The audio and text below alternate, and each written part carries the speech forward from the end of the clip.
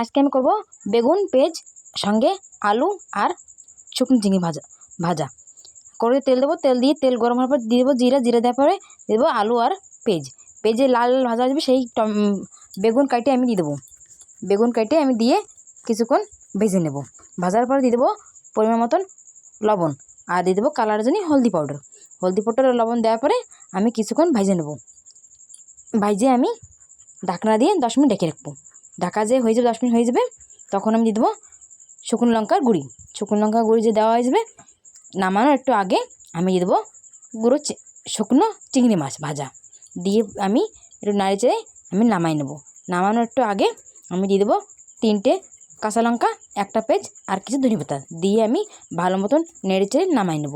তা আমি টমেটো আর কাঁচামরিচ ভাজবো না, ওটা সেদ্ধ হবে খালি, তাই আমি গরম গরম ভাতে খাবো। এই যে আমার রেডি আমার